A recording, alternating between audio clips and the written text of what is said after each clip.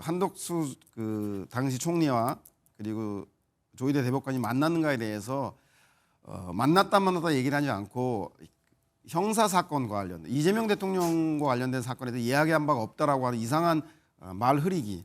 두 번째는 국민이 대선에서 선택할 기회인 후보 선택권들을 아마 3월 26일 그 이재명 대통령이 2심의 무죄 판결이 나자마자 4월 30일 날 한덕수 총리가 대통령 출마 시사 발언을 하고 5월 1일 날 조희대 대법원장이 파기환송을 하고 5월 1일 날 한덕수 총리가 사퇴를 하고 5월 1일 날 대통령 후보 출마 선언을 합니다. 이렇게 이재명 죽이기에는 속도전을 보이면서 우리나라는 다 아시다시피 상권 분립입니다.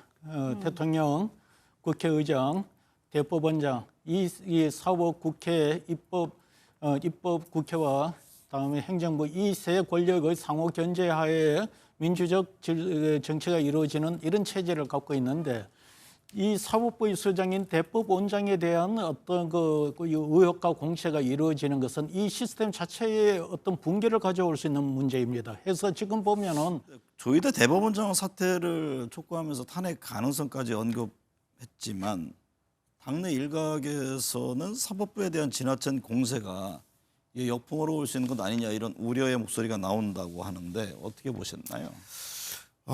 물론 그 정치에 두 가지 선택지가 있습니다. 하나는 고정 지지층을 보고할 것인가 아니면 선거철이 다가오거나 민심의 심판을 받을 때 중도 외연 확장을 고민할 것인가 할 텐데 지금에서 민주당의 선택지는 초기에 개혁을 할 수 있는 시기에 쇳불은 당김에 빼자라는 전략을 채택하고 있는 것 같습니다.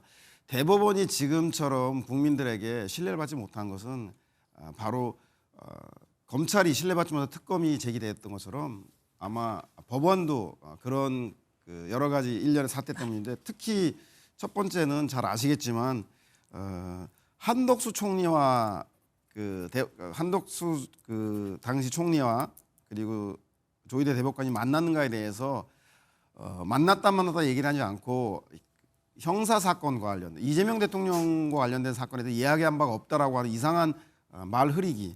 두 번째는 국민이 대선에서 선택할 기회인 후보 선택권들을 아마 3월 26일 그 이재명 대통령이 2심의 무죄 판결이 나자마자 4월 30일 날 한덕수 총리가 대통령 출마 시사 발언을 하고 5월 1일 날 조희대 대법원장이 파기환송을 하고 5월 1일 날 한덕수 총리가 사퇴를 하고 5월 1일 날 대통령 후보 출마 선언을 합니다. 이렇게 이재명 죽이기에는 속도전을 보이면서 반면에 윤석열 대통령이 알 수 없는 석방 문제라든가 그리고 현재 지기현 재판부가 보이고 있는 재판의 지연 그리고 비공개 최근에는 일부 공개하기로 했습니다. 비공개 문제라든가 한덕수 전 총리에 대한 구속영장을 기각하는 이런 일련의 행태 때문에 법원이 국민들로부터 신뢰를 잃어버린 것 같습니다. 그래서 저는 이번에 중도층이라든가 그 국민의힘에서 반대가 심하더라도 차제에 문제가 되고 있는 사법 불신에 대한 문제를 일소하기 위해선 조희대 대법관을 비롯한 사법부에 대한 강도 높은 개혁 요구들을 해서 다시는 사법부가 이렇게 정치라든가 정권에 개입하는 일이 없도록 사법부를 위해서라도 이번엔 털고 가야지 않겠냐 싶어서 민주당의 당분간은 강경 모드를 유지하는 것이 사법 개혁을 위해 필요하다는 생각이 듭니다.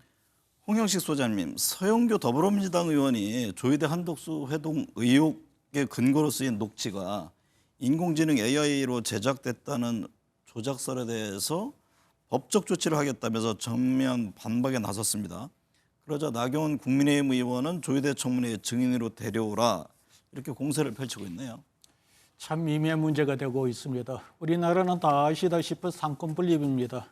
대통령, 국회의장, 대법원장 이 사법국회, 입법국회와 다음에 행정부 이 세 권력의 상호 견제하에 민주적 정치가 이루어지는 이런 체제를 갖고 있는데 이 사법부의 수장인 대법원장에 대한 어떤 그 의혹과 공세가 이루어지는 것은 이 시스템 자체의 어떤 붕괴를 가져올 수 있는 문제입니다. 해서 지금 보면은 일단 이 국민의힘 입장에서는 이런 국민들의 정서를 알기 때문에 그러면은 그렇다면 조희대 그 대법원장을 함청문회 시합으로 나온다 하더라도 국민의 정서를 감안하면은 뭐 손해 볼 게 없다 이런 생각일 수도 있는 것이고 네. 그러나 그 이전에 대법원장 입장에서 놓고 본다면은 사법부의 건의와 이 상권 분립의 원칙에서 놓고 볼 때 그렇게 이 국회 청문회에 쉽게 나설 수 있는 그런 위치가 아닙니다. 그래서 이 부분은 뭐 제가 뭐라고 할 수는 있는 상황은 아니겠지만은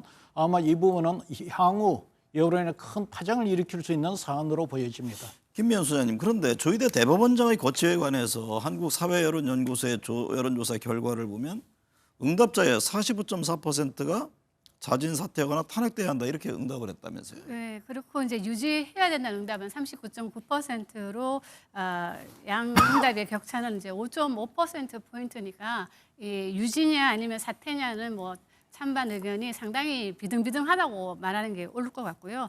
근데 저는 여기서 그러면 이 사법부가 이런 난국까지 도착하는 데는 이는 사법부가 자초했다고 보여집니다. 왜냐하면 사법부가 원래 신뢰받지 못하고 있는 이 와중에 그 대법원 이 정족수를 좀 늘리자는 얘기가 나왔을 때 사법부 나온 얘기가 이 늘리는 것은 좋은데 늘리면 돈 1조 2천억이 더 든다. 그러니까 하면 안 된다는 당위성을 돈하고 연결시켜서 나왔거든요.